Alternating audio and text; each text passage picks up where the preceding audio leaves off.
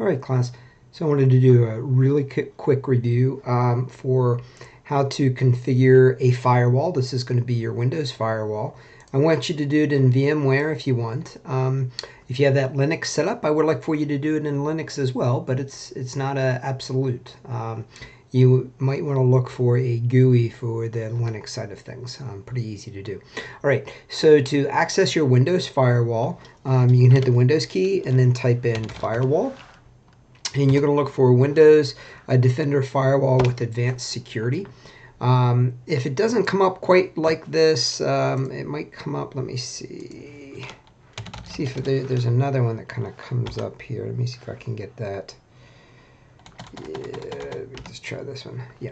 So if it comes up like this instead, come down through and you're going to click on Advanced Settings, I believe. Yep. And then you're going to get to this. All right. So once you're here, you're going to click on Inbound Rules, and you're going to click on New Rule. And then from there, you're going to select, do I want to do a program, a port, predefined, or custom? Well, I'm asking you to poke a hole in the firewall with an existing port. So you click Port. You click Next, and let's say that I'm using, I have a mail server, it's a POP mail server. I want to specify TCP. Don't worry, that's all stuff you learn in networking. POP runs on port 110, and then I can say allow connection, and then how do I want to allow it? I expect for you to kind of walk through this a little bit closer than I am. And I'll put POP 3 in there, and I'll click Finish, and then there's my POP 3. After you've done this, I do want you to go ahead and delete it. So you're going to right click and you're going to say delete. But in the meantime, this is just an exploration of how to have a look at different firewall settings. Now, the other thing that I'm going to want you to do out of Chapter 9 is configure a router-based firewall rule. To do that, you're going to have two options. You can access your router if you know that information, and you can play with it in real time, so you have the option to do that. Or you can access, I'll give you a link to some simulators. So this is mine. I have a, this is an enterprise level router that I have in place with a firewall. So I can kind of log in here, and once I'm in, I can come into my firewall. Now here's the thing. Everything's slightly different. Some of the routers that are out there, it might explicitly say firewall/NAT.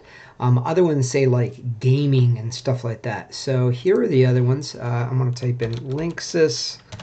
Let me see if I can get that. I think it's UI.links. Yeah, there we go. UI.linksys.com. So here we can come into, they have all these different routers, and you're capable of coming in and experimenting with some of the more modern routers. So for example, here's an E8350, and I'll say, I just want to go in, this is all just a simulator with this. Just give you an idea. Not now. Get rid of that. All right, so here, if you notice, this is applications and gaming, and that's where we're doing the single, the port forwarding. Now, I would do the same thing here, only this is my external firewall. So I would say like POP 3. What external port do I want to forward? I want to forward 110. What's the internal? It's going to be the same listening port. And then if I wanted to actually set this up, I would forward it to a very specific IP address in my network, in my local network.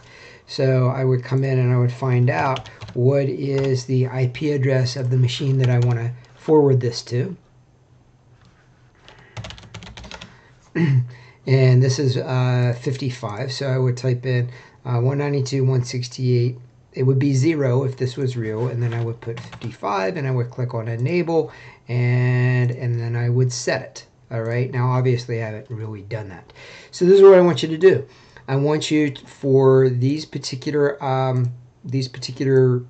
ports right here, I want you to enable those in both the software and your Windows machine, and then I want you to also enable them either on the simulator software, or go ahead and do it in your own firewall, in your own router, so you know how to do this stuff. All right.